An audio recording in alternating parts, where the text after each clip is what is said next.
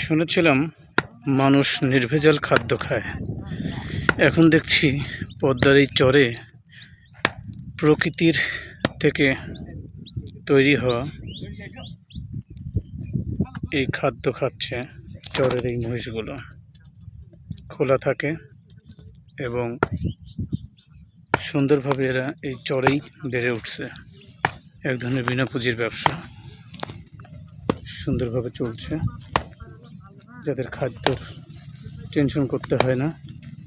এই চরের জেগে ওঠা ঘাসপালা এগুলি এদের খাদ্যের মূল উপকরণ।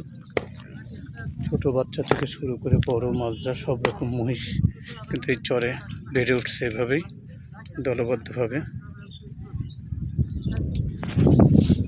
ভাই, এগুলি কি রাতে এই চরেই থাকে? এটা বাড়ি নেওয়ার দরকার হয় না? না, ও আচ্ছা আচ্ছা, মানে পানি থাকলে তো এখানে থাকতে পারে না, তাই না? এখানে কতগুলো আছে? এগুলো কি মালিক একজনই? না, তিনজন। ও, আপনি কি মালিক? হ্যাঁ, আমাদের আছে। কতটা আছে আপনার? আমার এই গোটা 20 মতন। এগুলো ভাই কেমন কী দামে বিক্রি হয়?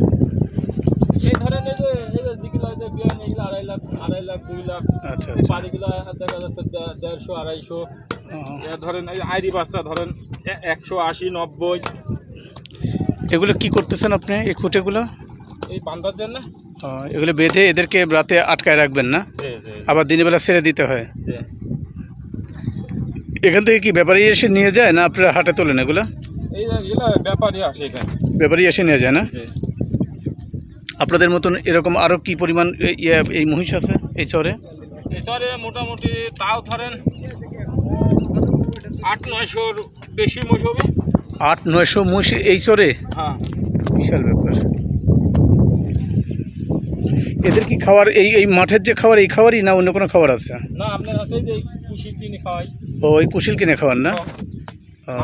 পেট ভরে না, ওই মাঠ চরে হয় না, অতিরিক্ত খাদ্য দিতে হয় না? রাতে কোনো খাদ্য লাগে?